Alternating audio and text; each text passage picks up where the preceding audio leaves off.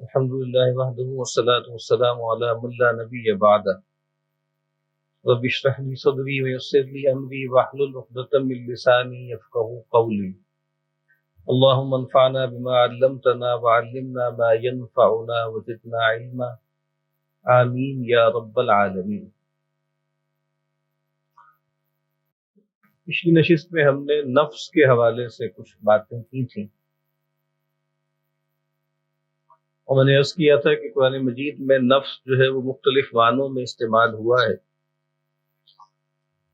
لیکن اگر ہم ویسے دیکھیں کہ ہمارا جو پورا لٹریچر ہے تزکیہ و احسان کے حوالے سے، تصوف کے حوالے سے، تو اس میں زیادہ تر نفس کو ایک پرابلم کے طور پہ آئیڈینٹیفائی کیا جاتا ہے، اور نفس کا جو ایک منفی پہلو ہے وہ زیادہ اجاگر ہوتا ہے۔ یعنی وہ جو ہم نے بات کی تھی نا کہ نفس کے اندر جو ایک بنیادی انکلینیشن ہے برائی کی طرف، اور جیسے وہ جو نفس کی امارگی کی ہم نے بات کی تھی، تو عام طور پہ نفس کو ان معنوں میں لیا جاتا ہے۔ اور ہم یہ دیکھ سکتے ہیں کہ جیسے قرآن مجید میں بھی انسان کا جو تعارف ہے نا، اگر آپ دیکھیں گے تو ایسا لگتا ہے کہ انسان جیسے ایک پیراڈاکسیکل مخلوق ہے۔ یعنی وہ جو شادی کا ایک شعر ہے نا کہ آدمی زادہ طرفہ معجون است، از فرشتہ سرشتہ وز حیوان۔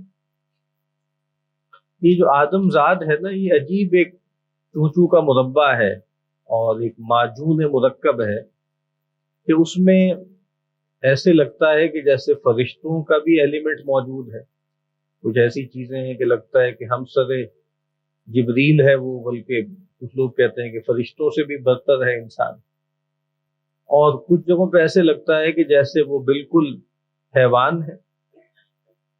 خود قرآن مجید میں ہم دیکھتے ہیں سورہ 3 میں یہ دونوں پہلو انسان کے سامنے لائے گئے کہ لقد خلقنا الانسان فی احسن تقویم ثم رددناہ اسفل سافلین، کہ ہم نے انسان کو بہترین نمونے پر خلق کیا اور پھر ہم نے اس کو لوٹا دیا نیچلوں میں سب سے نیچا، تو گرا دیا کہ سافلین میں بھی سب سے گویا نیچا، اسفل۔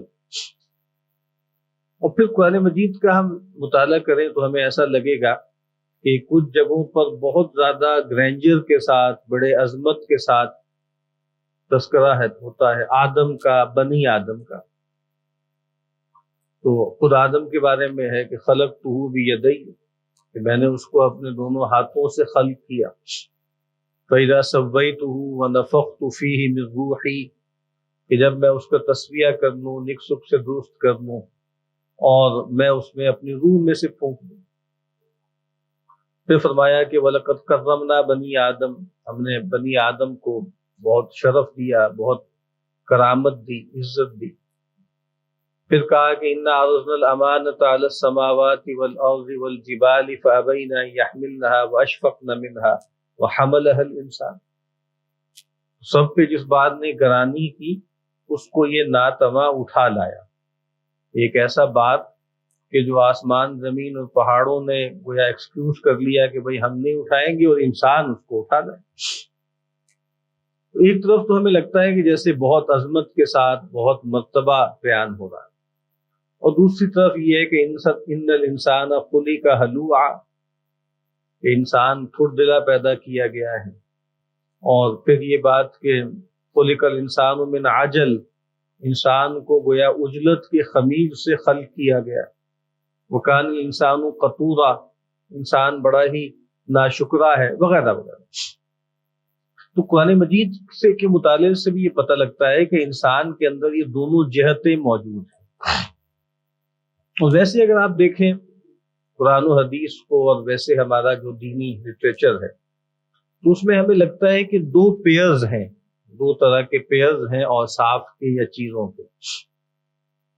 مثلا انسان کے اندر جیسے ایک طرف روح ہے، قلب ہے، پھر فطرت ہے، ٹھیک ہے؟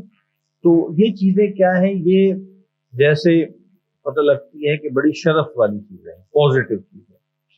اور پھر دوسری طرف نفس ہے اور جبلت ہے اور پھر ہوا جس کو کہا گیا ہے. یہ کچھ چیزیں ہیں کہ جس کے بارے میں لگتا ہے کہ جیسے یہ نیگیٹو چیزیں، منفی چیزیں. اور ایک جیسے بیچ میں چیز ہے جس کو تعقل کہا جاتا ہے، عقل کہا جاتا ہے. اور اگر آپ پرانے ہمارا علم الاخلاق جو ہے اس کی کتابیں نکال کے دیکھیں، ابن حزم کی، ابن مسکوے کی اور لوگوں کی، تو آپ کو لگے گا کہ ان کے ہاں بھی ایک بنیادی تصور یہ ہے کہ انسان کے اندر کچھ جو ہے ایک قوت شہویہ ہے انسان کے اندر. یعنی کچھ چیزیں ایسی ہیں جس کی طرف انسان کا نفس لپکتا ہے، آگے بڑھتا ہے، ان کو قبول کرتا ہے. اور ایک قوت غضبیہ ہے انسان کے اندر، کچھ چیزوں سے نفس ریپیل کرتا ہے، کچھ چیزوں کو اپنے سے دور کرتا ہے، رد کرتا ہے. اور یہ بات کہ نفس کے اندر جو بنیادی نفس کا عمل ہے وہ کیا ہے، وہ جلب منفعت ہے اور دفع مضرت ہے. یہ بات بھی سٹینڈرڈ ہے، اکثر آپ نے کتابوں میں دیکھی ہوگی کہ نفس جو ہے وہ اپنی منفعت کی چیزوں کی طرف لپکتا ہے، ان کے حصول کی کوشش کرتا ہے، اور جو چیزیں اس کو ضرر پہنچاتی ہیں، نقصان پہنچاتی ہیں، اس کو اپنے سے دور کرتا ہے، ریپیل کرتا ہے. تو وہ کہتے ہیں کہ یہ قوت شہویہ ہے، قوت غضبیہ ہے، اور عقل جو ہے وہ درمیان میں ہے.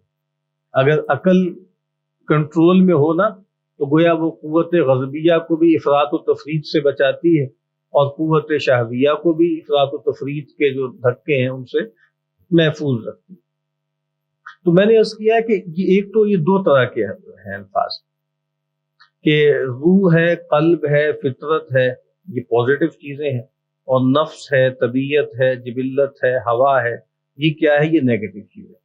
اور گویا عقل ان کے درمیان ایک جیسے حکومت کر رہی ہے. اور پھر یہ ہے کہ وہ عقل تابع ہے وحی کے. یہ پوری ایک حیرات کی سب سے اوپر وحی جو اصل میں گورن کرتی ہے، اس کے نیچے انسانی عقل، اور پھر انسانی عقل دیکھتی ہے ان دو چیزوں کو. تو اور اسی لیے آپ دیکھتے ہیں نا کہ ان معنوں میں عقل کو اہمیت دی جاتی ہے. یعنی امام ابن جوزی علیہ رحمہ کا ایک چھوٹا سا رسالہ ہے، اس کا نام ہے سہولت العقل علی الہوی، کہ عقل کی حکومت، اس کی سپریمیسی ہوا پر، یعنی خواہش نفس جو ہے اس کو عقل کے تابع ہونا چاہیے. اس کا مطلب عقل بھی گویا ان پازیٹیو چیزوں میں سے ہے جس کو قرآن مجید بھی انڈورس کرتا ہے کہ وہ اچھی چیزیں. لیکن پھر میں اس کرتا ہوں کہ ان سب کو تابع ہونا ہے وحی کے. کیوں؟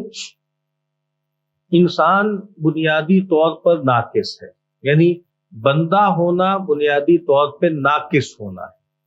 یعنی ایک عربی کا ایک جیسے جملہ ہے نا کہ الکمال للہ والعصمت للانبیاء.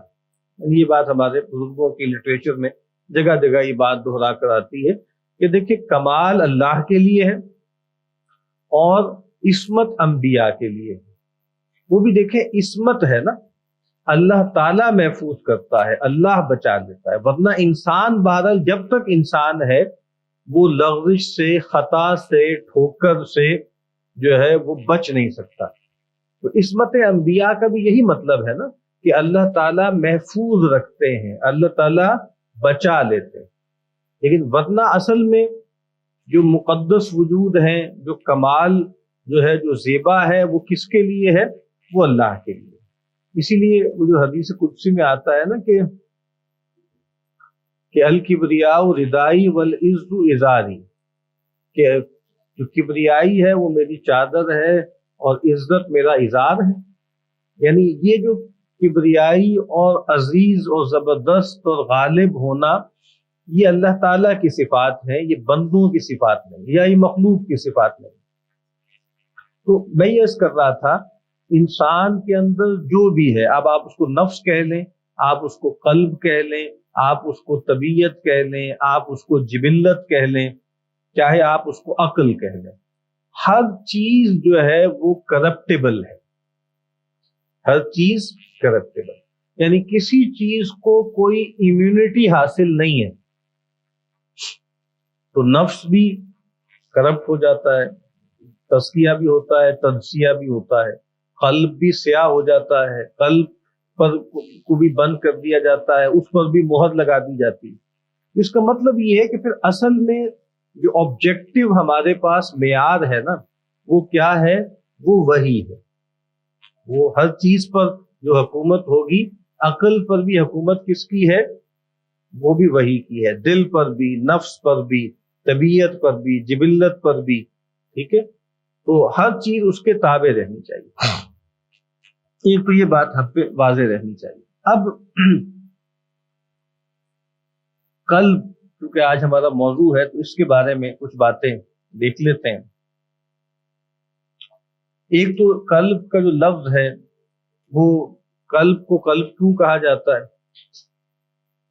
کہ اسی وجہ سے کہا جاتا ہے نا کہ اس کے اندر تقلب کا وصف پایا جاتا ہے، یعنی فزیولوجیکلی بھی قلب ایسے ہی ہے کہ وہ جو ہے وہ پمپ کرتا ہے، ایک حالت میں نہیں رہتا، پھولتا ہے سکڑتا ہے، پھولتا ہے سکڑتا ہے، پھیلتا ہے سکڑتا ہے، یہ اس کا عمل ہے اور اسی میں اس کی زندگی۔ لیکن یہ تو اس کا بالکل ایک فزیولوجیکل ایسپیکٹ ہے نا، لیکن ویسے بھی نفس کو کسی جگہ پہ قرار نہیں ہے، وہ کہیں ٹھہرتا نہیں ہے، اور گویا تلون عقل میں یا قلب میں تلون بھی ایک بنیادی وصف ہے، رنگا رنگی۔ اقبال کا ایک شعر ہے نا کہ ناصبوری ہے زندگی دل کی، ناصبوری ہے زندگی دل کی، آہ وہ دل کے ناصبور نہیں۔ تو ناصبوری کا مطلب کیا ہوتا ہے؟ شکیبائی، اضطراب، ٹھیک ہے، یعنی جس کو قرار نہ آئے۔ دل کی زندگی اسی میں ہے کہ اس کو قرار نہ آئے، فزیکل زندگی بھی اسی میں ہے اور حقیقی زندگی بھی اسی میں ہے کہ وہ اللہ کی محبت میں، اللہ کے شوق میں، اللہ کی طرف لگن میں وہ چلتا رہے، کیونکہ اس کے اندر ایک اضطراب جو ہے، ایک ناشکیبائی جو ہے اس کے اندر پیدا ہو۔ تو وہ دل ہی کیا جو ناصبور نہیں، جس کے اندر شکیبائی نہیں ہے، جس کے اندر اضطراب نہیں ہے، جس کے اندر شوق نہیں۔ اب اس دل کی اہمیت کیا ہے؟ قرآن مجید میں ہم دیکھتے ہیں، ابھی میں نے کچھ آیات یہاں پہ جمع کی ہیں، کہ دل کو بیان کیا گیا ہے اور بہت سے جو دینی فضائل ہیں ان کو دل سے متعلق کیا ہے۔ ہم دیکھتے ہیں قرآن مجید میں ایسا لگتا ہے کہ دنیا اور آخرت کی تمام کرامتیں، تمام فضیلتیں جس وصف سے متعلق کی گئی ہیں وہ وصف ہے تقوی۔ ایسا لگتا ہے کہ جیسے ہر بڑائی، ہر عظمت، ہر بلندی، ہر فضیلت اللہ نے جوڑ دی ہے تقوی سے۔ تو یہ خود تقوی کس چیز کا وصف ہے؟ تقوی جو ہے وہ قلب کا وصف ہے، قلب کی پراپرٹی۔ صحابہ کرام کے بارے میں فرمایا اولئک الذین امتحن اللہ قلوبہم للتقوی، اللہ تعالیٰ نے ان کے دلوں کی جانچ کر لی تقوی کے لیے۔ اللہ نے ان کے دلوں کو دیکھا کہ وہ اس قابل ہیں کہ اللہ ان کو اپنا خوف عطا فرمائے، اپنا تقوی ان کو دے، اور کہا کہ جو اللہ کے شاعر کی تعظیم کرتے ہیں فَإِنَّهَا مِن تَقْوَى الْقُلُوبِ، تو یہ چیز دلوں کے تقوی میں سے ہے، ٹھیک ہے۔ تو اس کا مطلب یہ ہے کہ یہ جو تقوی ہے جس کے بارے میں نے عرض کیا کہ ایسا لگتا ہے کہ ہر فضیلت اللہ نے اس سے متعلق کر دی ہے، وہ کس کا وصف ہے؟ وہ قلب کا وصف ہے۔ اور یہ جو پہلی روایت آپ کے سامنے ہینڈ آؤٹ میں سب سے پہلے لکھی ہوئی ہے، ایک طویل روایت ہے، اس کا آخری حصہ ہے کہ الا وان فی الجسد مضغة اذا صلحت صلح الجسد كله واذا فسدت فسد الجسد كله الا وهي القلب۔ آگاہ ہو جاؤ، انسان کے جسم میں ایک گوشت کا لوتھڑا ہے، اگر وہ درست ہو جائے، اگر وہ سدھر جائے تو پورا جسم، پورا جسد، پورا بدن سدھر جاتا ہے۔ وَإِذَا فَسَدَتْ فَسَدَ الْجَسَدُ كُلُّهُ، اور اگر اس میں فساد پیدا ہو جائے، وہ کرپٹ ہو جائے تو پورا وجود گویا کرپٹ ہو جاتا ہے اور اس میں خرابی اور فساد پیدا ہو جاتا ہے۔ الا وہی القلب، آگاہ ہو جاؤ کہ وہ دل ہے۔ اس کا مطلب کیا ہے کہ انسان کی وجود میں سب سے بنیادی عضو کیا ہے؟ وہ قلب ہے۔ اور میں نے یہ عرض کیا ہے نا، یعنی یہ جو روایت ہے اس کو خالص میڈیکل پوائنٹ آف ویو سے، فزیولوجیکلی بھی آپ پڑھیں، طبی لحاظ سے بھی پڑھیں، تب بھی یہ بات ٹھیک ہے۔ اب آپ کو معلوم ہے ہمارے یہاں پرانی حکمت میں استعمال ہوتے تھا، ایک لفظ استعمال ہوتا تھا اعضائے رئیسہ، وائٹل آرگن جن کو کہتے ہیں۔ تو اعضائے رئیسہ میں جو سب سے اہم ہے وہ دل ہی ہے نا، ٹھیک ہے۔ تو یہ جو روایت ہے یہ فزیکل دل کے لیے بھی ٹھیک ہے، فزیکل دل اور فزیکل جسم، کہ بھائی دل جو ہے وہ اگر آپ کا ٹھیک کام کر رہا ہے، صحیح فنکشن کر رہا ہے، تو پورا وجود آپ کا جو ہے وہ صحیح فنکشن کرے گا۔ اور دل ہی میں خرابی پیدا ہو جائے، نقص پیدا ہو جائے، تو پورا وجود وہ بیماری کا اور فساد کا شکار ہو جاتا ہے۔ لیکن یہاں اس سے مراد وہ نہیں ہے، بلکہ اس سے مراد وہ مانوی حقیقت ہے۔ اور یہ جو دل ہے، ظاہری بات ہے، ایک اس کی ڈیفینیشن یہ ہے کہ انسان کے جسم میں سینے میں بائیں طرف ایک سنوبری شکل کا ایک جو ہے عضو ہے، اس کو قلب کہتے ہیں۔ لیکن وہ جو قلب ہے وہ ایک مانوی حقیقت ہے، وہ ایک مانوی چیز ہے، لیکن بہرحال اس کا اس سے تعلق ہے۔ یعنی جس طرح برزخ کی زندگی اور قبر کی زندگی میں بھی ایک تعلق ہے، ٹھیک ہے نا۔ یعنی ہمارے ہاں عذاب قبر کی بات ہوتی ہے، یعنی اللہ کے نبی صلی اللہ علیہ وسلم نے فرمایا ہے نا کہ القبر اما روضۃ من ریاض الجنہ، قبر یا تو جنت کے باغوں میں کا ایک باغ ہے، او حفرۃ من حفر النیران، یا جہنم کے گڑھوں میں سے ایک گڑھا ہے۔ اور یہ چیزیں، اور یہ جو ہم روایات میں پڑھتے ہیں کہ وہ مومن کے لیے بہت کشادہ کر دی جاتی ہے اور کافر کے لیے وہ اس کو تنگ کر دیا جاتا ہے، یہاں تک کہ اس کی پسلیاں ایک دوسرے میں دھس جاتی ہیں، یا وہ کھڑکی کھل جاتی ہے جنت کی طرف یا جہنم کی طرف۔ وہ اگر آپ کوئی آدمی کہے نا کہ ہم ذرا اس کو دیکھتے ہیں، کیمرہ لگا لیں اور دیکھتے ہیں کیا ہوتا ہے، کیا تو کچھ بھی نظر نہیں آئے گا۔ تو وہ ایک مانوی حقیقت ہے نا، برزخ میں ہو رہا ہے وہ، لیکن چونکہ اس کا ریفرنٹ بہرحال یہ فزیکل قبر ہے، ہمارے لیے آخری ریفرنٹ قبر ہے نا، اس وجہ سے ہم اس کو قبر کا عنوان دیتے ہیں۔ تو اسی طریقے سے وہ جو مانوی چیز ہے اس کا تعلق اس فزیکل چیز سے بھی ہے۔ اسی لیے ایک اور مشہور حدیث میں نبی اکرم صلی اللہ علیہ وسلم نے فرمایا نا کہ التقوی ہا ہونا، 3 مرتبہ، اشارہ الی صدرہ، اپنے سینے کی طرف، التقوی ہا ہونا، التقوی ہا ہونا، التقوی ہا ہونا۔ اس کا مطلب ہے یہ جو فزیکل دل ہے اس سے اس کا تعلق ہے، لیکن میں بتا رہا ہوں کہ وہ پلین مختلف ہے۔ یعنی یہ جو الگ الگ پلینز ہیں ان کو سمجھنا ضروری ہے، ایک فزیکل پلین ہے، ایک میٹا فزیکل پلین ہے۔ تو میٹا فزکس کی بنیاد پہ فزکس کا انکار نہ کیا جائے، فزکس کی بنیاد پہ میٹا فزکس کا انکار نہ کیا جائے۔ مثال کیا ہے؟ زلزلہ ہے، تو زلزلہ خدا لاتا ہے، خدا کے امر سے آتا ہے۔ اور زلزلہ کیوں آتا ہے؟ اس کی ایک مٹیریل یا ایک امیجیٹ کاز بھی ہے، وہ یہ ہوتی ہے پلیٹس ہیں اور وہ اس میں یہ ہوتا ہے اور وہ موو کرتی ہیں، فالٹ لائنز ہوتی ہیں۔ یہ اس کی ایک فزیکل جو ہے آپ جسٹیفیکیشن ہے، اور ایک اس کی میٹا فزیکل توجیہ ہے۔ ان دونوں کو ہم جمع کر سکتے ہیں، ہمیں آئیدر اور نہیں کرنا، ہمیں بوتھ ہینڈ کرنا ہے، یا یہ نہیں ہے، دونوں ہیں، اور ہمیں دونوں کو برائے وقت چلانے میں کوئی دقت نہیں ہے۔ تو میں یہ بتا رہا تھا کہ وہ جو دل ہے بہرحال اس کا اس دل سے ایک تعلق ضرور ہے۔ اور جس طرح یہاں فرمایا نا کہ ایک جسم میں ایک لوتھڑا ہے، اب یہاں پر بھی ایسے لوتھڑے کا ذکر کیا گیا ہے اور کہا گیا ہے کہ جب وہ صحیح ہو جائے تو پورا جسم صحیح ہو جائے گا، وہ خراب ہو جائے تو پورا جسم خراب ہو جائے گا، اور وہ کیا ہے؟ وہ دل۔ ایک اور صحیح حدیث میں نبی اکرم صلی اللہ علیہ وسلم نے فرمایا کہ لا یستقیم ایمان عبد حتی یستقیم قلبہ، کسی آدمی کا ایمان مستقیم نہیں ہو سکتا، صحیح درست نہیں ہو سکتا جب تک کہ اس کا دل جو ہے وہ مستقیم نہ ہو، ٹھیک ہے۔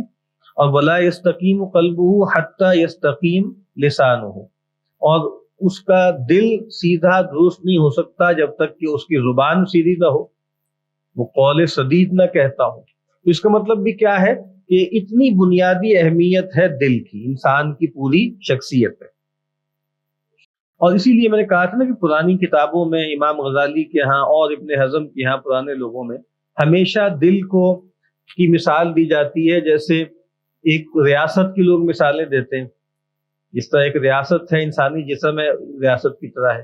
اور جس طرح ریاست کا ایک بادشاہ ہوتا ہے، ایک تخت ہوتا ہے جس پہ بادشاہ بیٹھتا ہے، تو اسی طرح انسانی جسم اگر ایک ریاست ہے تو گویا اس کا جو بادشاہ کون ہے؟ اس کا بادشاہ قلب. پھر اس کے حرکارے جو ہیں وہ سماعت ہیں، بصارت ہیں. ٹھیک ہے. اور یہ بات کہ اصل میں جو ہے وہ تو دل ہے، اور وہ کان کیا ہے؟ وہ خبریں سننے کا ایک ذریعہ ہے. ٹھیک ہے. اور آپ کہیں کہ زبان کیا ہے؟ وہ زبان بادشاہ کے ارادے کے اظہار کا ایک ذریعہ ہے.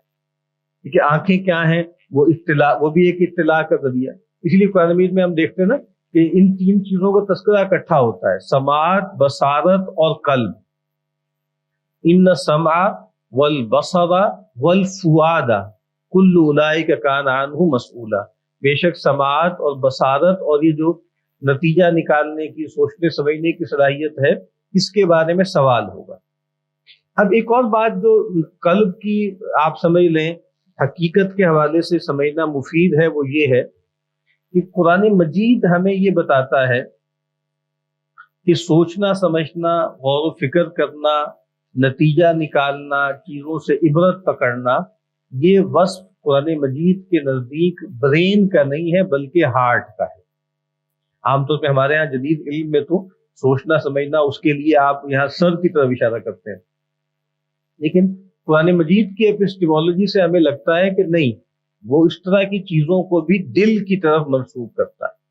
ٹھیک ہے. تو قرآن مجید نے کیا کہا کہ لہم قلوب لا یفقہون بہا، ان کے دل ہیں لیکن اس سے وہ تفقہ کا کام نہیں کرتے، وہ غور و فکر نہیں کرتے، وہ سوچ بچار نہیں کرتے. اور قرآن مجید سے یہ بات بھی پتہ لگتی ہے کہ دل اصل میں ایک لحاظ سے استعارہ ہے انسان کی پوری باطنی شخصیت کے لیے. جیسے انسان کا یہ جسم ہے نا، اس کے آنکھ کان ہے، اسی طریقے سے قلب کی بھی آنکھ کان ہے.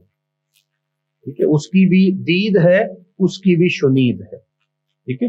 قرآن مجید کہتا ہے کہ فَإِنَّهَا لَا تَعْمَى الْأَبْصَارُ وَلَكِنْ تَعْمَى الْقُلُوبُ الَّتِي فِي الصُّدُورِ. آنکھیں اندھی نہیں ہوتی، دل اندھے ہو جاتے ہیں جو سینوں میں ہے. اس کا مطلب یہ ہے کہ انسان کی اس طرح فزیکل فیکلٹیز ہیں، اسی طریقے سے انسان کی اسپرچول فیکلٹیز بھی ہیں. یعنی دل کے آنکھ کان بھی ہیں، دل کی زبان بھی ہے. ٹھیک ہے. ہم کہتے ہیں نا بھائی ذکر کرو، تو ذکر زبان سے بھی کرو اور دل سے بھی کرو. اس کا مطلب دل کی زبان بھی ہے، دل کے کان بھی ہیں، دل کی آنکھیں بھی ہیں. ٹھیک ہے. تو جو اقبال نے کہا تھا نا کہ دیدن دیگر آموز شنیدن دیگر آموز، دیکھنا سیکھو ایک اور دیکھنا، سننا سیکھو ایک اور سننا. یعنی تم نے اپنے سر کی آنکھوں سے دیکھنا سیکھا ہے، سر کے کانوں سے سننا سیکھا ہے. یہ بالکل ایک فزیولوجیکل عمل ہے، جبری عمل ہے. کہتے ہیں ایک اور عمل بھی سیکھو کہ دل کا دیکھنا سیکھو، دل کا سننا سیکھو.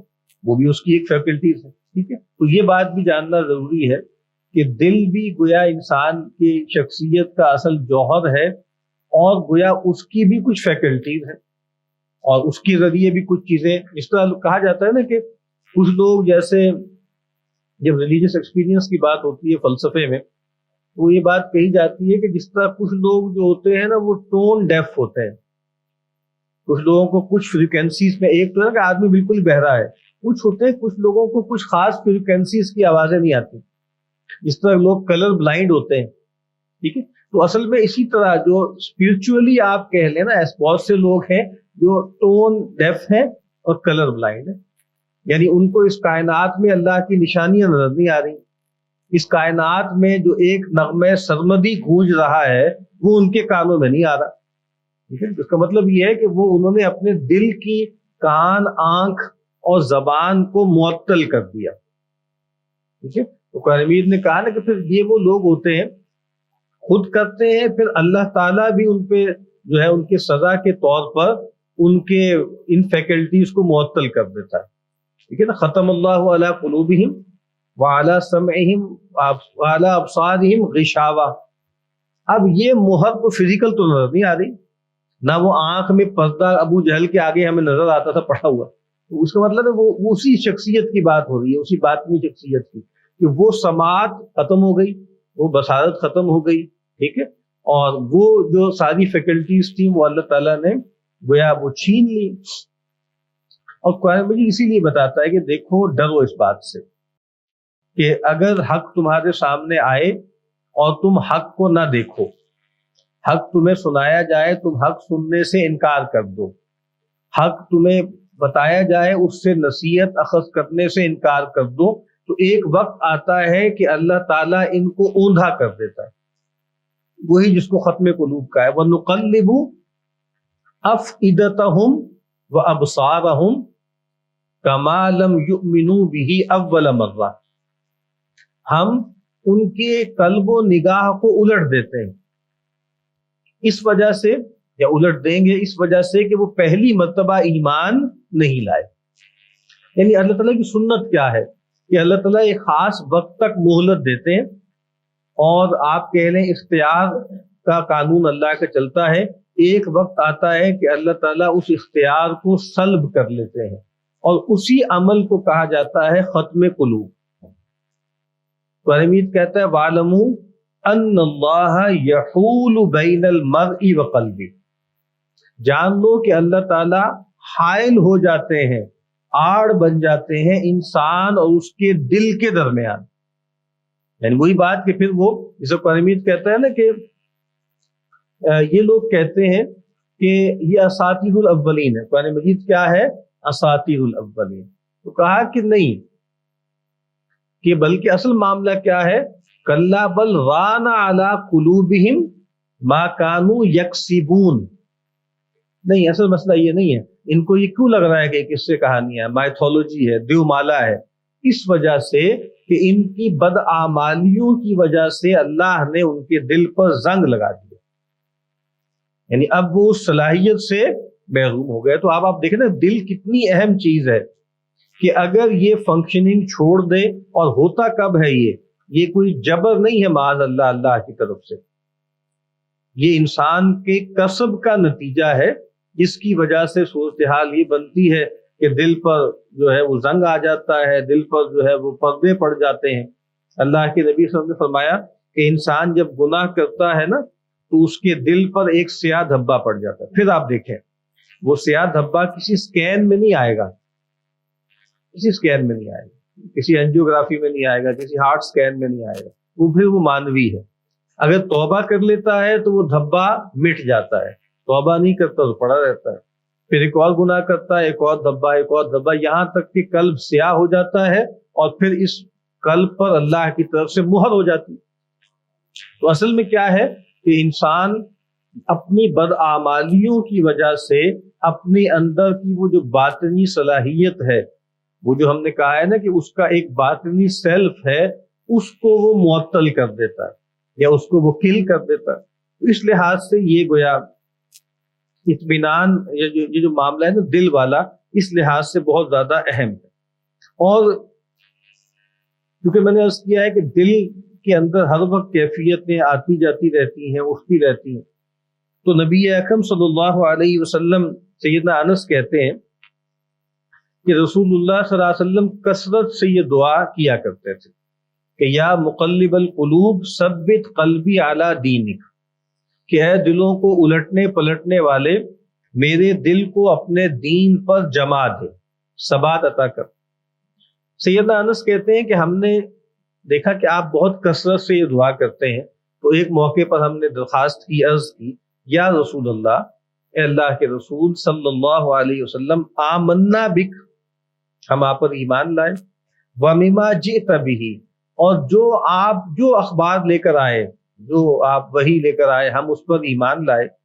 فَهَلْ تَخَافُ عَلَيْنَا، کیا ابھی بھی آپ کو ہمارے بارے میں اندیشہ ہے؟ یعنی جب آپ یہ دعا کرتے ہیں اس کا مطلب یہ ہے کہ ہم خطرے میں ہیں، ثبات کی آپ بار بار دعا کر رہے ہیں. تو ہم آپ پر ایمان لائے، آپ نے جو کچھ ہمیں خبر دی ہم اس پر بھی ایمان لائے، تو کیا آپ ہمارے بارے میں اندیشہ ناک ہیں، آپ کو ڈر ہے؟ تو فرمایا کہ جی ہاں مجھے ڈر ہے، اور پھر فرمایا ان القلوب بین اصبعین من اصابع اللہ، کہ انسانوں کے دل اللہ کی انگلیوں میں سے دو انگلیوں کے درمیان ہیں، اور یقلبھا، اور کچھ روایتوں میں یصرفھا کیف یشاء، اور وہ ان کو بدلتا رہتا ہے، پھیرتا رہتا ہے جیسے چاہتا ہے۔ اس کا مطلب یہ ہے کہ دل کو کے ثبات کی ضرورت ہے، اسی لیے ایک دوسری روایت میں فرمایا کہ اللہم مصرف القلوب صرف قلوبنا علی طاعتک، اے اللہ دلوں کو پھیرنے والے ہمارے دلوں کو اپنی اطاعت کی طرف پھیر دے۔ اس کا مطلب یہ ہے کہ یہ دلوں کا جو معاملہ ہے نا وہ اہم ہے۔ اور ایک اور روایت میں نے نوٹ کی تھی کہ یہ صحیح روایت ہے کہ نبی اکرم صلی اللہ علیہ وسلم نے فرمایا کہ لقلب ابن آدم اشد انقلابا من القدر اذا اجتمعت غلیانا، یہ روایت آپ اس نوٹس میں نہیں ہے کہ بنی آدم کا جو دل ہے نا وہ تغیر میں، بدلنے میں، جوش مارنے میں اس سے بھی زیادہ ہے جتنا کوئی ہانڈی کھولتی ہے، جس طرح ہانڈی کھولتی ہے، جوش مارتی ہے، اضطراب کا شکار ہوتی ہے، تو بنی آدم کا دل بھی ایسا ہی ہے، اس کے اندر بھی اس طرح سے اضطراب جو ہے وہ پیدا ہوتا رہتا ہے۔ اور پھر وہی بات کہ اللہ تعالیٰ کے ہاں جتنے بھی مراتب ہیں وہ مراتب کن چیزوں پر ہیں؟ وہ دل اور انسان کے عمل پر ہے۔ ان اللہ لا ينظر الى صورکم ولا الى اموالکم، اللہ تعالیٰ نہ تمہاری شکلیں صورتیں دیکھتا ہے، نہ تمہارے مال دیکھتا ہے، ولکن ينظر الى قلوبکم واعمالکم، اللہ تعالیٰ تمہارے دلوں کو دیکھتا ہے اور تمہارے اعمال کو دیکھتا ہے۔ شکل صورت تو اللہ نے تمہیں دی ہے نا، وہ تو تمہارا کسب نہیں ہے، اور مال بھی زیادہ تر کسب نہیں ہوتا، مال میں بھی بہت زیادہ وہب ہوتا ہے، لیکن اصل چیز کیا ہے کہ اخلاقی اعمال آپ کیا کر رہے ہیں، اور ان اعمال کے پیچھے آپ کے احوال کیا ہیں، آپ کی نیتیں کیا ہیں، احوال کیا ہیں۔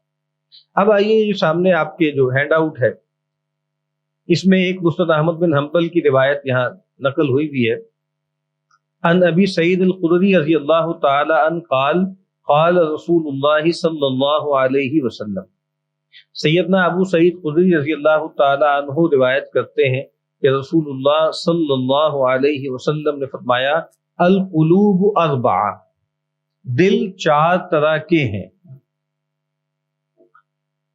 فقلب اجرد فیہ مثل السراج ازہر، پہلا دل کیا ہے؟ قلب اجرد، وہ کیا ہوتا ہے؟ بالکل صاف ستھرا، صاف شفاف دل، اور کہا وذالک قلب المومن، اور یہ مومن کا قلب ہے، اور اس میں کیا ہوتا ہے؟ مثل السراج ازہر، جو چراغ کی طرح جس میں سے روشنی پھوٹتی، یعنی ایک دل کون سا ہے؟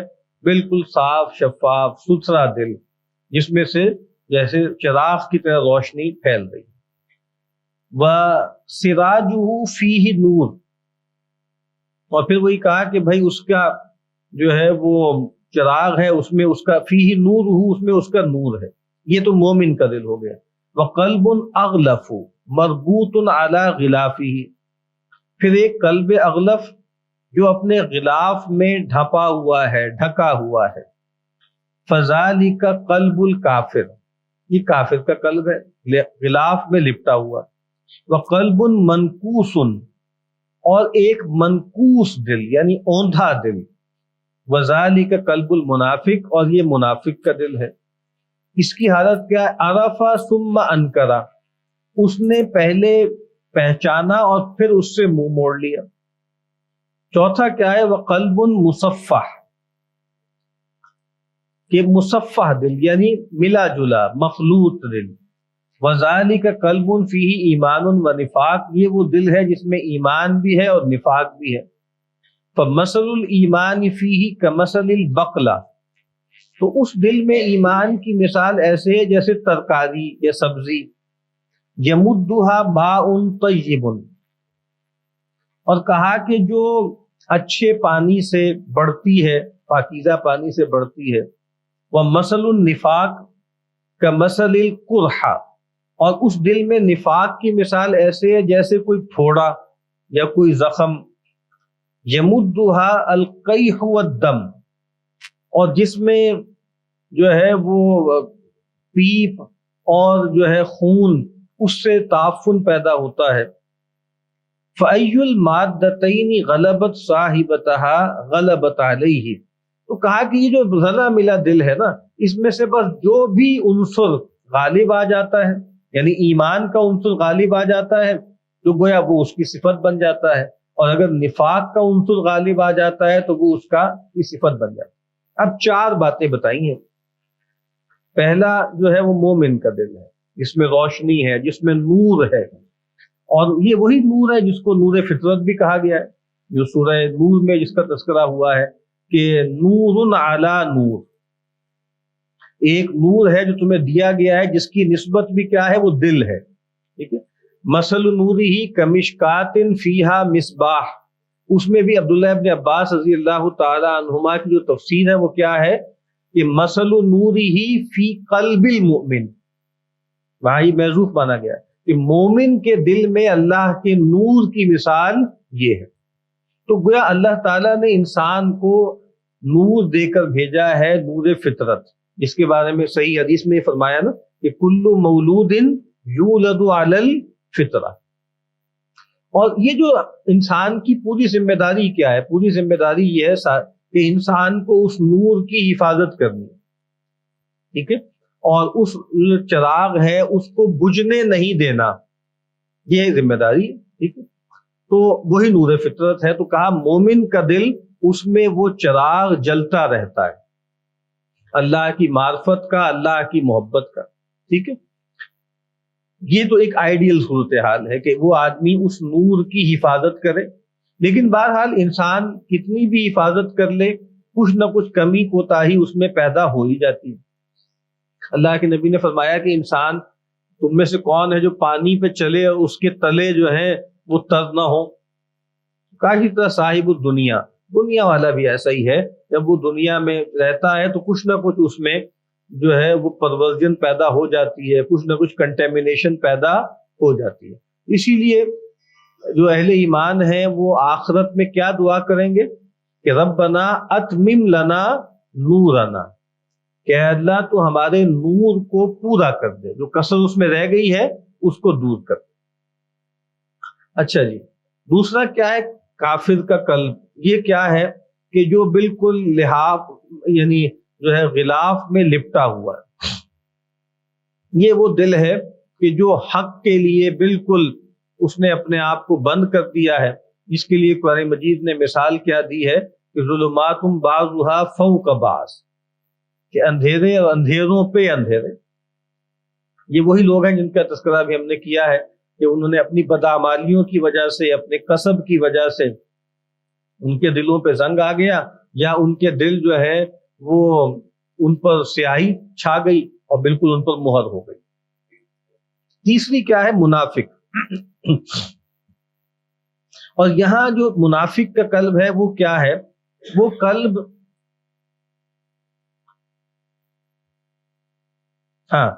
وہ کیا ہے کہ وہ اوندھا قلب ہے، ٹھیک ہے۔ اوندھا قلب کیا ہے کہ اس نے پہچانا پھر انکار کیا، یعنی منافق کون ہے؟ جس نے بات پہچان تو لیا لیکن انکار کیا اور پھر جھوٹ موٹ کا مسلمان ہو گیا، جھوٹ موٹ کا مسلمان ہو گیا۔ یعنی یہ وہی کریکٹر ہے جس کے بارے میں کل بھی میں نے آیت پڑھی تھی نا کہ فرعون کے درباریوں کے بارے میں کہا کہ وَجَحَدُوا بِهَا وَاسْتَيْقَنَتْهَا أَنفُسُهُمْ ظُلْمًا وَعُلُوًّا، انہوں نے ان کا انکار کیا اس نشانی کا، اور جبکہ ان کے دلوں میں یقین پیدا ہو گیا تھا زیادتی اور سرکشی کی وجہ سے، ٹھیک ہے۔ یہاں پر بھی یہی ہے کہ اس نے پہچان تو لیا لیکن اپنے مفادات کی وجہ سے، تعصبات کی وجہ سے، اور انکار کیا۔ انکار کیا کیا؟ دل سے انکار کیا، ظاہراً مان لیا۔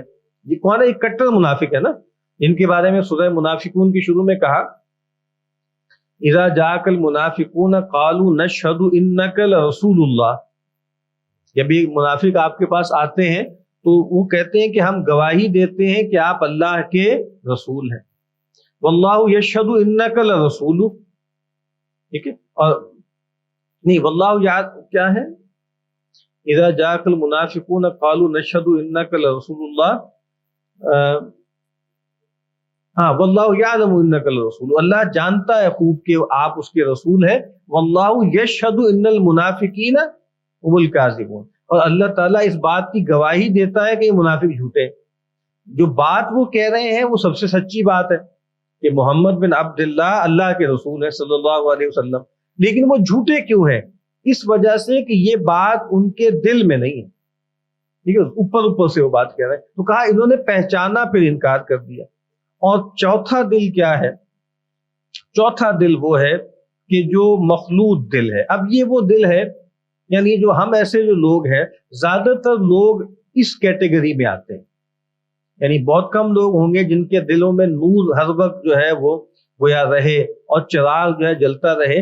زیادہ تر ایسے لگتا ہے ہم مسلمان جو گناہ گار مسلمان ہیں وہ اس والے مرحلے میں فال کرتے ہیں کہ رلا ملا دل ہے، جو قرآن مجید کہا ہے نا خلطوا عملا صالح وآخر سیئا، کہ ایسے لوگ ہیں کہ جو کچھ نیک عمل بھی کرتے ہیں کچھ برے عمل بھی کرتے ہیں، رلے ملے ہیں۔ لیکن اب یہ ڈینجر میں ہیں یہ لوگ۔ صورتحال کیا ہے کہ ان کے ہاں ایمان بھی ہے دل میں اور نفاق بھی ہے۔ اور ایمان اس کی مثال کیا ہے؟ ایمان کی مثال ہے کہ ایسا پودا کہ جو اچھے پانی سے سیراب ہوتا ہے، یعنی ایمان موجود ہے، اگر اس کو آپ اللہ کی یاد، اللہ کا ذکر، اللہ کی معرفت کی خوراک پہنچائیں گے تو یہ درخت گرو کرے گا، بڑھے گا، یعنی اللہ کا ذکر کریں گے نا، سبحان اللہ والحمد للہ لا الہ الا اللہ اللہ اکبر، اللہ تعالیٰ کی نشانیوں کو دیکھ کر خارج میں کائنات میں معرفت کی خوراک حاصل کریں گے تو یہ درخت فلرش کرے گا، پھلے پھولے گا۔ اسی لیے قرآن مجید نے جو مثال دی ہے نا ایمان کی، وہ کلمہ طیبہ کی کیا دی ہے؟ کشجرۃ طیبہ، الم تر کیف ضرب اللہ مثلا کلمۃ طیبۃ کشجرۃ طیبۃ اصلها ثابت وفرعها فی السماء، کہ جو ہے کلمہ طیبہ کی مثال کیا ہے؟ ایک شجر طیبہ کی ہے کہ جس کی جڑیں زمین میں ہیں اور اس کی شاخیں آسمانوں سے باتیں کر رہی۔ تو ایک اگر وہ ایمان ہے تو ایمان کو خوراک اچھی دی جائے اللہ کے ذکر کی، اللہ کی معرفت کی، تو اس سے کیا ہوگا کہ وہ درخت پروان چڑھے گا، وہ نور جو ہے بڑھے گا، اس میں اضافہ ہوگا اس کی روشنی میں۔ اور اس کے برعکس نفاق کیا ہے؟ وہ ایک زخم ہے، وہ ایک پھوڑا ہے، یعنی نفاق کیا ہے؟ ایک پیتھولوجی ہے، قلب کی اصل حالت اچھی ہے، وہ نور دے کر بھیجا گیا ہے، لیکن اس میں پیتھولوجی پیدا ہو جاتی ہے، زخم پیدا ہو گیا، پھوڑا بن گیا، ٹھیک ہے۔ اور کہا کہ وہ اس سے تعفن پیدا ہو جاتا ہے پیپ اور خون کی وجہ سے۔ اس کا مطلب کیا ہے کہ اچھے اعمال اس سے کیا ہوتا ہے؟ ایمان پیدا ہوتا ہے اور ایمان کا درخت فلرش کرتا ہے۔ بد اعمالیاں، برے اعمال، اس سے جو ہے زخم پیدا ہوتا ہے اور پھوڑے کی طرح تعفن پیدا ہو جاتا ہے۔ اور پھر کہا کہ اس میں جو بھی پہلو، جو بھی مادہ جو ہے وہ غالب آ جاتا ہے وہی اس کا وصف ہے۔ تو ہماری صورتحال بھی یہی ہے کہ کبھی ہم اپنے اندر بہت ایمانی کیفیات محسوس کرتے ہیں، پاتے ہیں، خود بہت ایلیویٹڈ فیل کرتے ہیں، خود ہم سب کو اس کا تجربہ ہے، اور کئی مرتبہ ہمیں جیسے اپنے آپ سے بہت گھن آتی ہے، بہت تکلیف ہوتی ہے، اور خود جیسے آدمی کو شرمندگی ہو رہی ہوتی ہے، یعنی ہمیں ایسا احساس ہوتا ہے کہ بعض اوقات کوئی ہم تلاوت کرتے وقت یا نماز پڑھتے وقت کوئی ایسی کیفیت طاری ہوتی ہے یا کوئی تعلق محسوس ہوتا ہے، یا اللہ کی نشانیاں دیکھ کر یا اللہ کی نعمتیں پا کر ایک جیسے تعلق ذاتی سا محسوس ہوتا ہے۔ اور کئی مرتبہ ایسا ہوتا ہے کہ ہفتوں ہم نماز پڑھتے رہتے ہیں اور ہمیں خود لگتا ہے کہ ہم نماز نہیں پڑھ رہے، لگتا ہے کہ میکینیکل عمل کر رہے ہیں، اور صاف لگتا ہے کہ بس ہم یعنی ڈر سے پڑھ رہے ہیں۔ اور ایسا ہوتا ہے کہ یعنی کوئی جذبہ نہیں ہے، لیکن چونکہ بہرحال کچھ نہ کچھ ایمان ہے، اور ڈر یہ ہے کہ نماز بہت جو ہے سخت معاملہ ہے، اس کی پکڑ بہت سخت ہے، اور مشکل ہے کہ ہم سو جائیں بغیر اس کے کہ ہم نے نمازیں اس دن کی پوری نہ کی ہوں۔ تو وہ مطلب ہم نماز بعض اوقات بلکہ بہت دفعہ اکثر اس دھکے سے پڑھ رہے ہوتے ہیں، اور کئی مرتبہ تو ہمیں بالکل دھیان نہیں ہوتا، اللہ اکبر کہا ہے اور پھر جو ہے وہ سلام پھیرا ہے اور سب آٹو پہ ہو رہا ہوتا ہے، کچھ بھی نہیں ہوتا۔ اسی لیے بنی ہمیں لگتا ہے بعض اوقات کہ امام کے پیچھے نماز پڑھنا زیادہ بہتر ہے، ورنہ میرے ایسے لوگ تو بار بار گڑبڑا جاتے ہیں، اپنی ذاتی نماز پڑھے تو یاد ہی نہیں رہتا کتنی رکعتیں پڑھی ہیں، اتنے وسوسے اور اتنے خیالات، اور لگتا ہے کہ کوئی تعلق ہی نہیں۔ تو یہ وہ گویا وہ پھوڑے والی صورتحال ہے۔ تو جیسے ہم سب کو پتا ہے کہ پینڈولم کی طرف ہم ادھر آتے ہیں کبھی ادھر جاتے ہیں، ٹھیک ہے؟ تو وہ شعر ہے نا کسی کا، شاید سعدی کا ہی ہے کہ گہے بر تارے میں اعلیٰ نشینم اور گہے بر پشت پائے خود نہ بینم۔ میری صورتحال یہ ہوتی ہے کبھی تو میں گویا عرش پر اور جو ہے آسمان پر بیٹھا ہوتا ہوں، اتنے اونچے مقام پر ہوتا ہوں، اور کبھی ایسی صورتحال ہو جاتی ہے، یعنی وہ جو کہتے ہیں نا ویزیبلٹی، کبھی ویزیبلٹی ایسی ہے کہ جیسے مجھے آسمان نظر آ رہا ہے، عرش نظر آ رہا ہے، اور کہیں ویزیبلٹی ایسی ہے کہ بر پشت پائے خود نہ بینم، اور کبھی اپنی پاؤں کی پشت پہ کیا ہے وہ نظر نہیں آتا۔ یہ وہی کیفیت نا، ایمان اور نفاق، ایمان اور نفاق، ٹھیک ہے؟ اور اقبال نے کہا نا، گاہ میری نگاہ تیز چیر گئی دل وجود، اور گاہ الجھ کے رہ گئی میرے توہمات میں۔ یعنی کبھی ایسے لگتا ہے کہ انسان بہت اونچی جگہ پر ہے، بہت اونچے مقام پر، اور کبھی نہیں ہوتا۔ تو یہ سب کیا ہے؟ یہ وہی قلب کی زندگی ہے نا، وہ قلب کے عجائب ہیں۔ اور اس طرح قرآن مجید میں کچھ لوگوں کے بارے میں کہا نا کہ ہم للکفر یومئذ اقرب منہم للایمان، کہ وہ لوگ اس دن میں ایمان کی نسبت کفر سے زیادہ قریب تھے۔ تو اب یہ جو سارا عمل ایمان اور کفر کا ہو رہا ہے، یہ داخل میں ہو رہا ہے، لیگلی تو وہ آدمی مسلمان ہی ہے جس طرح ہم مسلمان ہیں۔ اور اللہ کے نبی نے فرمایا نا کہ بادروا بالاعمال فتنا، نیک اعمال میں جلدی کرو کہیں وہ فتنے نہ آ جائیں، کہ قطع اللیل المظلم، جیسے کہ اندھیری رات کی ٹکڑیاں ہوتی ہیں، ایسے فتنے آ جائیں گے۔ صورتحال کیا ہو جائے گی کہ یصبح الرجل مؤمنا ویمسی کافرا، انسان صبح کرے گا تو مومن ہوگا اور شام کرے گا تو کافر ہو جائے گا، ویمسی مؤمنا ویصبح کافرا، شام کرے گا تو مومن ہوگا اور صبح کرے گا تو کافر ہو جائے گا۔ یبیع دینہ بعرض من الدنیا، اور وہ اپنے دین کو بیچ دے گا دنیا کی تھوڑی پونجی کے عوض، دین فروخت کر دے گا۔ تو یہ ہم سب کے ساتھ اس طرح کے معاملات ہوتے ہیں کہ کبھی ہم لگتا ہے کہ ہم مسلمان ہیں، مومن ہیں، اللہ سے کوئی تعلق ہے، شام میں لگتا ہے کہ کوئی اللہ سے تعلق نہیں ہے، کوئی ایمان حقیقی ہمارے اندر نہیں۔ تو یہ جو فتنے ہیں وہ بھی گویا اس میں اضافہ کر دیتے ہیں کہ لگتا ہے کہ دل کہیں ٹھہرتا ہی نہیں ہے، اور کسی جگہ پر جو ہے وہ دل لگ نہیں رہا اور کہیں پر ٹھہر نہیں رہا۔ اسی لیے نبی اکرم صلی اللہ علیہ وسلم کے ہاں ہم دیکھتے ہیں کہ آپ نے یعنی گویا اپنی دعاؤں میں بھی اس کا جو ہے بہت اہتمام کیا ہے کہ دل کے حوالے سے جو ہے وہ کئی دعائیں ہیں۔ آگے جو اب چیزیں آ رہی ہیں نا کہ قلب کے اوصاف قرآن مجید میں سے کہ اچھے اوصاف کیا ہیں، برے کیا ہیں، وہ انشاءاللہ اگلی نشست میں کریں گے، اب وقت کم رہ گیا۔ تو ایک کچھ روایات جس میں جو ہے وہ دعاؤں کا بیان ہے، ایک طویل حدیث ہے جس میں اللہ کے نبی صلی اللہ علیہ وسلم نے یہ دعا کی کہ اللہم تقبل توبتی واغسل حوبتی واجب دعوتی وثبت حجتی واہدی قلبی، واہدی قلبی، کہ اے اللہ تو میری دل کو ہدایت دے، ہدایت پر رکھ، اور پھر منزل مقصود تک پہنچا دے۔ یا ابھی جو ہم نے دعائیں کی تھی کہ ثبت قلبی علی دینک، صرف قلوبنا علی طاعتک، یا وہ جو مشہور دعا ہے کہ اللہم آتی نفسی تقواہا، وہاں خیر نفس کا لفظ ہے لیکن بہرحال وہاں نفس اور قلب وہ انہی معنوں میں جو میں نے کل بھی کہا تھا نا، کچھ جگہوں پہ نفس قلب کے معنوں میں ہے کہ اللہم آتی نفسی تقواہا وزکیہا انت خیر من زکاہا انت ولیہا و مولاہا، کہ اے اللہ تو میرے نفس کو جو ہے وہ اس کے حصے کا تزکیہ عطا کر، اس کے حصے کا تقوی عطا کر، اور اس کو پاک کر دے، بے شک تو سب سے بہتر پاک کرنے والا ہے، تو ہی اس کا ولی، تو ہی اس کا مولا ہے۔ اور ایک اور بہت خوبصورت حدیث ہے کہ نبی اکرم صلی اللہ علیہ وسلم سے پوچھا گیا ای الناس افضل، انسانوں میں سب سے زیادہ فضیلت والے لوگ کون ہیں؟ تو فرمایا کل مخموم القلب صدوق اللسان، سارے جو مخموم القلب ہیں اور جو زبان کے سچے ہیں۔ تو صحابہ نے پوچھا صدوق اللسان نعرفہ، زبان کا سچا ہونا یہ تو ہمیں پتہ ہے، معروف اصطلاح ہے کہ زبان کے سچے بنو، سچ بولو۔ فما مخموم القلب، یہ مخموم القلب کیا ہے، یہ کیا، اس کا کیا مفہوم؟ تو آزمایا کہ یہ قلب کون سا ہے، هو تقی النقی لا اسم فیہ ولا بغض ولا غل ولا حسد۔ کہا کہ یہ وہ دل ہے جو تقی ہے اور نقی ہے۔ تقی کا مطلب کیا ہے؟ ڈرنے والا اللہ سے، متقی۔ نقی کا مطلب ہے ستھرا، بالکل صاف شفاف، ٹھیک ہے۔ تو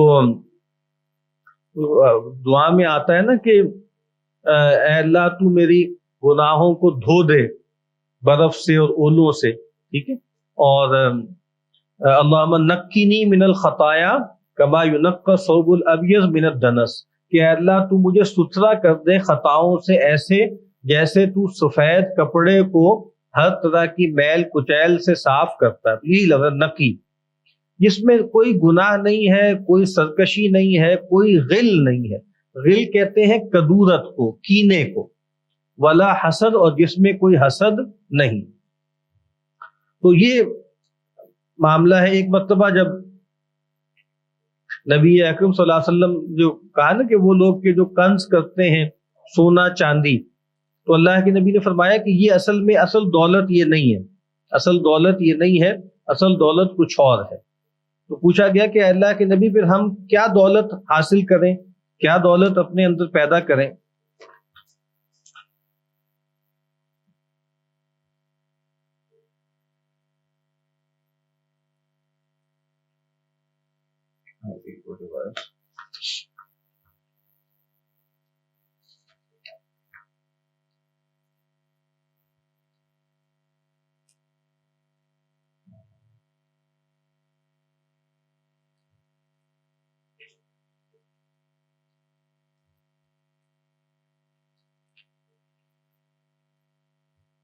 ہاں بس وہ روایت مجھے مل نہیں رہی، اس میں یہ تھا نا کہ اللہ کے نبی سے پوچھا گیا کہ پھر کون سی دولت ہے جو ہم حاصل کریں یا جس کے بارے میں ہم فکر مند ہوں۔ تو وہاں پر بھی آپ نے فرمایا کہ بھائی جو ہے وہ ایک ایسا دل کہ جو ہے وہ جس کے اندر تقویٰ ہو، اللہ کی محبت ہو، اللہ سے تعلق ہو، تو اس کی کوشش کرو، اس کی فکر کرو۔ تو آج ہم نے کچھ باتیں جو ہیں وہ دل کے بارے میں عمومی طور پر کی ہیں۔ تو اگلی نشست میں انشاءاللہ ہم وہ جو دل کے اوصاف ہیں، کون سے اچھے اوصاف ہیں جو پسندیدہ اوصاف ہیں ہمیں حاصل کرنے ہیں، اور کون سے ایسے برے اوصاف ہیں جو قلب سے متعلق ہوتے ہیں جس سے ہمیں بچنا ہے۔ کوئی سوال آپ نے کرنا ہے تو کر لیں آج کی گفتگو کے حوالے سے۔ ہاں بلکہ وہ مل گئی روایت کہ وہ پوچھا گیا کہ یا رسول اللہ ای المال نتخذ، کہ بھئی سونا چاندی اگر اصل مال نہیں ہے تو پھر کون سا مال ہم حاصل کریں؟ تو آپ نے کہا لیتخذ احدکم قلبا شاکرا، چاہیے کہ تم میں سے ہر شخص جو ہے ایک ایسا دل حاصل کرے، اختیار کرے جو شکر گزار ہو، اور ولسانا ذاکرا، اور ایسی زبان جو اللہ کے ذکر سے تر ہو، وزوجۃ تعینہ علی امر الاخرہ، اور چاہیے یا وزوجتن، یا ایسی بیوی کہ جو تمہاری مدد کرے آخرت کے عمل میں۔ یہ ہے اصل مال، ایک ایسا دل جو شکر گزار ہے، ایک ایسی زبان جو ذاکر ہے، اور ایک ایسی شریکہ حیات جو انسان کو اللہ آخرت کے معاملے میں اس کی اعانت کرے، مدد کرے۔ جی اب کوئی سوال کرنا ہے تو کر لیں۔ کون سے؟ وہی میں عرض کر رہا ہوں نا، ایک بات تو کہ روح خراب ہونا، پہلی بات تو میں نے عرض کیا ہے نا کہ روح کا لفظ ان معنوں میں قرآن مجید میں استعمال ہوا نہیں۔ کل آپ نہیں تھے نا، تو میں نے عرض کیا تھا کہ زیادہ تر جس چیز کے لیے ہم روح کا لفظ بولتے ہیں اس کے لیے نفس کا لفظ بولا جاتا ہے۔ اخرجوا انفسکم، فرشتے کہتے ہیں کہ اپنے نفوس نکالو۔ تو میں یہ بتا رہا ہوں کہ روح کا یہ والا جو استعمال ہے نا، یہ کچھ پراسرار سا ہے، ٹھیک ہے نا۔ اور میں نے کہا تھا قرآن مجید میں صرف ایک جگہ ہے جہاں پر روح انسانی کے معنوں میں ہے، وَيَسْأَلُونَكَ عَنِ الرُّوحِ قُلِ الرُّوحُ مِنْ أَمْرِ رَبِّي، ورنہ زیادہ تر فرشتے، روح الامین، وحی، قرآن کے معنوں میں روح کا لفظ استعمال ہو. یعنی لیکن اگر روح کوئی بھی چیز ہے تو روح بھی کرپٹیبل ہے، اس میں بھی فساد پیدا ہو. میں نے کہا تھا کہ اصل میں ایوری تھنگ ہیومن، جو بھی انسانی ہے چیز ہے، اس میں خلل کا امکان ہے، اس میں کمزوری کا، اس میں ڈکے کا، اس میں کرپشن کا امکان موجود ہے.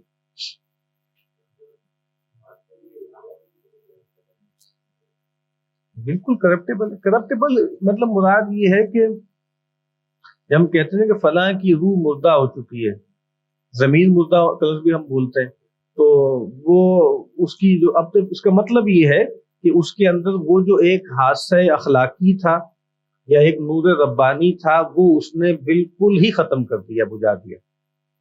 ٹھیک ہے نا؟ تو وہ چیز ہے تو ہوتی ہے انسان کے اندر.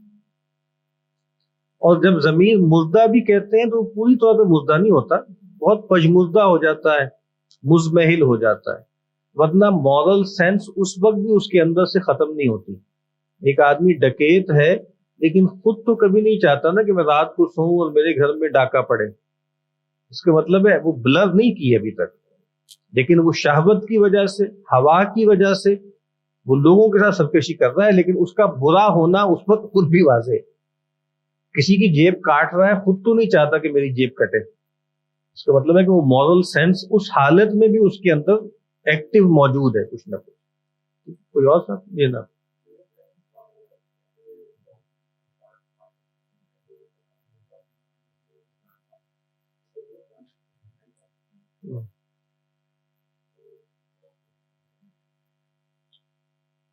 میں نے اس کیا نا کہ جب ہم کہتے ہیں کہ جی ضمیر مردہ ہو گیا، تو اصل میں یہ ایک طرح سے ہم قرآن مجید کا جو ایکسپریشن ہے کہ ختم اللہ علی قلوبہم، ہم اس کا ترجمہ کر رہے ہوتے ہیں، یا کلا بل ران علی قلوبہم کا ترجمہ. یہ ہماری زبان کا مسئلہ ہے، لیکن یہ میں عرض کر رہا ہوں نا کہ ضمیر مردہ ہو گیا، یہ ایک محاورہ ہے ہمارا.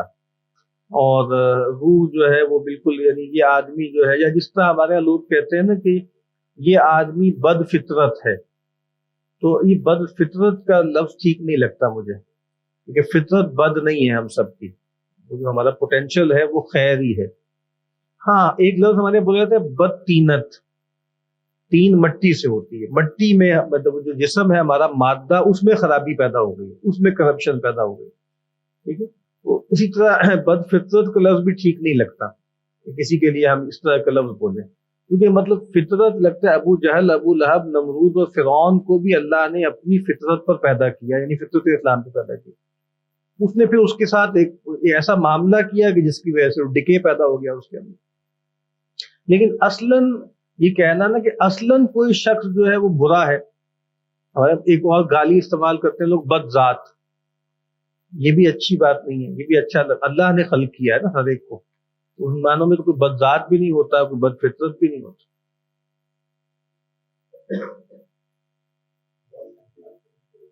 ہاں بالکل صحیح کہہ رہے ہیں، بالکل ٹھیک جناب.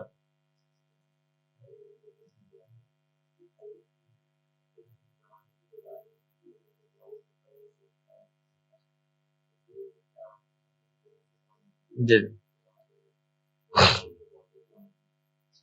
قرآن مجید نے ذہن یا عقل کا لفظ کہیں، مجھے نہیں لگتا کہ کہیں پر ایز اے اسم استعمال کیا، ایز اے ناؤن نہیں کہیں آیا، ایز اے ورب آیا ہے.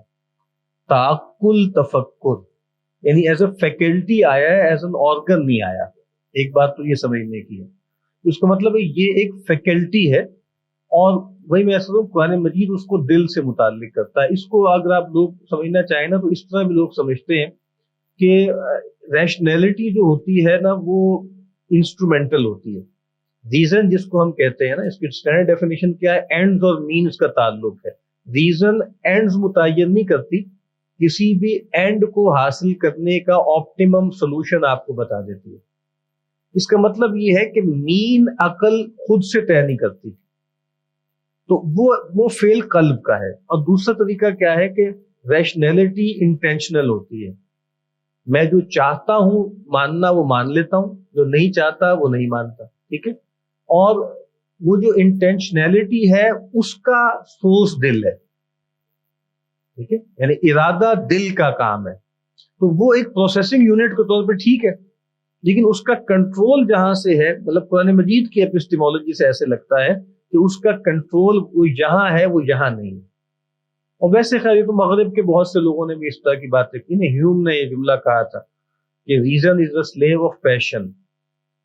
ریزن جو ہے وہ پیشن کی لونڈی ہے، اور پیشن سب لوگ مانتے ہیں، کوئی بھی چاہے وہ سیکولر ہو ریلیجس ہو، کہ اس کا جو سورس ہے وہ دل ہے، وہ ذہن نہیں.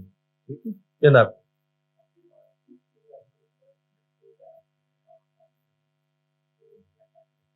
ہم، ہم، وہ دل نہیں کرنا ایسے ہی. وہ ڈاکٹر صاحب بھی ایک مثال دیتے تھے کہ دماغ کی حیثیت کرائے کی وکیل کسی ہوتی ہے. دل جو فیصلہ کر لیتا ہے نا، تو دماغ اس کے لیے دلائل گھڑتا رہتا ہے. تو مطلب آپ ابھی خدا کو ماننے کا فیصلہ کر لیں تو خدا کے ماننے کے دلائل آپ کا دماغ گھڑ لے گا. خدا کا انکار کرنے کا فیصلہ کر لیں، دل سے کریں گے وہ فیصلہ، پھر دماغ آپ کو اس کی دست جو ہے وہ نکال کے دکھا دے گا کہ توجیحات ایسے ہیں اور ایسے ہیں اور ایسے.